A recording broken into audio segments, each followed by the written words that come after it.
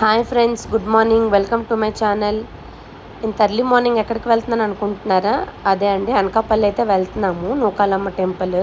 So ఈ 1 month అమ్మవారి పండగ అనమాట. సో లాస్ట్ మంత్ మార్చ్ 28 నుంచి ఈ 27th ఏప్రిల్ వరకు అనమాట. సో ఇంకా మరి సండేలు కొంచెం అవ్వక ఈ సండే ఎలాగైనా సరే ప్లాన్ చేసుకొని వెళ్దామని అయితే ఫిక్స్ అయిపోయామండి. ఇదిగోండి కార్ పార్కింగ్. ఎర్లీ మార్నింగ్ అయితే మాత్రం రష్ అంతగా ఎక్కువ లేరండి. So car parking, vehicles parking కొంచెం పర్వాలేదు. సో ఎవరైనా వెళ్తే మాత్రం మ్యాక్సిమం మార్నింగ్ అక్కడికి 6:30కి రీచ్ అయిపోయేలా వెళ్ళండి. మేమైతే కరెక్ట్గా 6:15 కల్లా బయలుదేరామండి. 7 కల్లా 10 to 7కి అయితే రీచ్ అయిపోయాం టెంపుల్కి. కార్ పార్కింగ్ అయితే చేసి లోపలికి అయితే వెళ్తున్నాము. చూడండి, ఏవో డెకరేషన్ లైటింగ్స్ అవన్నీ అయితే పెడుతున్నారనమాట. కన్స్ట్రక్షన్స్ లాంటివి ఏవో చేస్తున్నారు. సో మార్నింగ్ మాత్రం టెంపుల్స్కి వెళ్తే చాలా పీస్ఫుల్గా అయితే ఉంటుందండి. ఎందుకంటే మధ్యాహ్నాలు ఈవినింగ్ అంటే వెళ్ళలేము. దర్శనం కూడా చాలా రష్ అయిపోతుంది.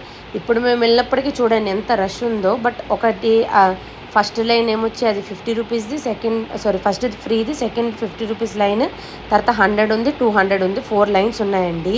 మేమైతే 100 రూపీస్ టికెట్కి అయితే వెళ్ళామండి.